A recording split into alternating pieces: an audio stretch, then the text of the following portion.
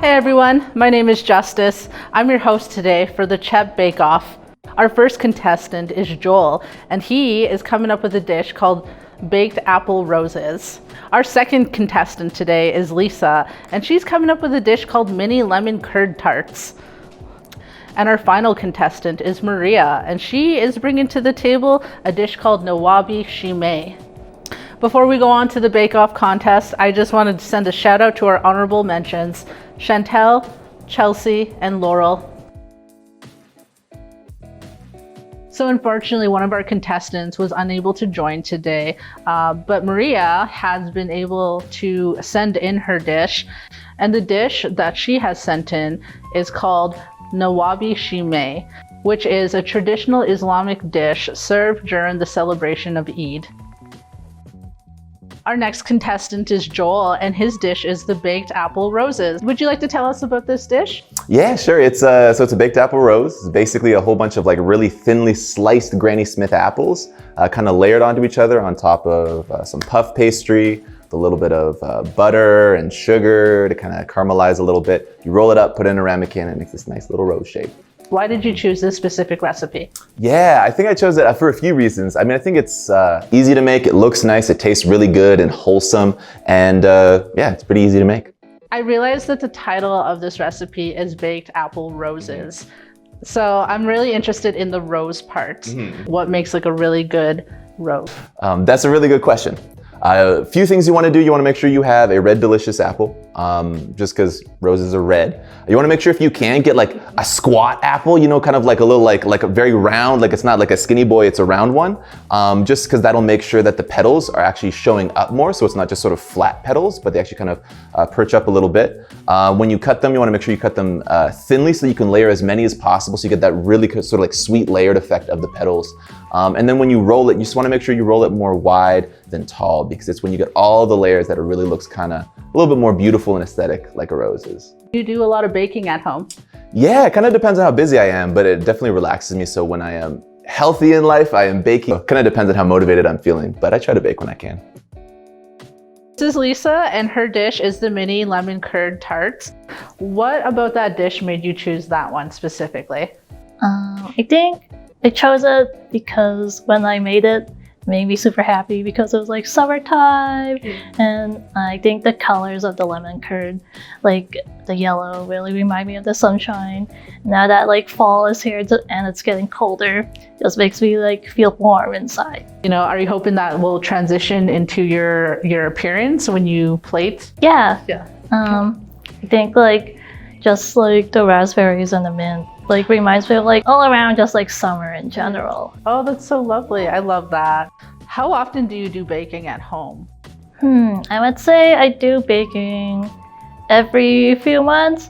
It mostly depends on my mood because I usually bake when I'm happy. It sounds like a heavy contender. I'm excited.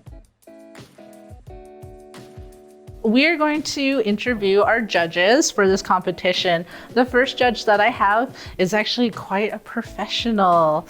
Her name is Amy Tatusis, and she has won at a provincial level for baking contests. Is it baking contest? I'm a Skills Canada competitor. I've competed at a provincial level and at a national level, and I've taken home gold at a provincial level. So how long have you been baking for? I am what they call a natural cook. I was that kid who was constantly in the kitchen. It just comes naturally to me. Right now, I am still in culinary arts. That's my profession. All right, our next judge is Corey Lang, who is a self-proclaimed foodie for sweets. Corey, can you tell me a little bit about yourself and your relationship with desserts? Sure. Well, I think I'm just a general food and sweet enthusiast. It's something I'm born with. I think I represent the everyman here in this competition, the average Joe six-pack who just loves dessert, sweets, and a good time. And when it comes to desserts, what is the kind of criteria that you're looking at? I think desserts should excite you, you know?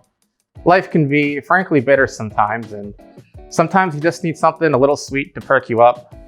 All right, thank you so much for taking the time to answer these questions. Happy to oblige, Justice. Last judge is Allie Lewis, who is a dietitian for Chep Good Food Inc. Allie, do you want to tell us more about yourself and your relationship to desserts? Well, I'm a dietitian, and like many dietitians, I love food. I've been cooking for as long as I can remember. I remember baking with my mom when I was maybe 5 years old. So it's something I'm very interested in. So as a dietitian, do you think with that lens, you're gonna be going in with your judging with these desserts? Oh no, I don't want anything whole wheat today. No whole wheat, all right. And what are kind of like the basic credentials do you look for in a dessert? Well, I think it just comes down to taste. Awesome, thank you so much, Allie, for taking the time.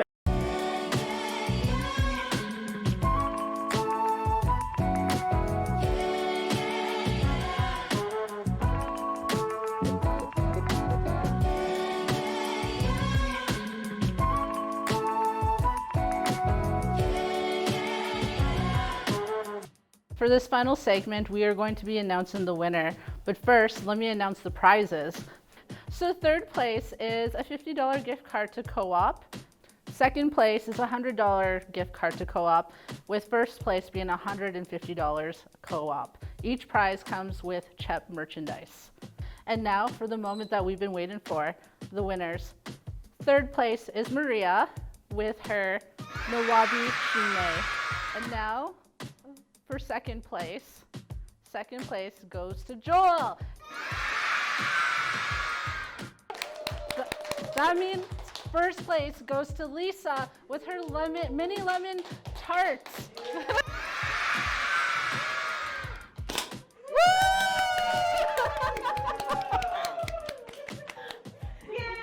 All right, that goes for the 2021 CHEP Bake-Off. Thank you so much for watching, and yeah, I hope you guys learned some new desserts that you want to try today.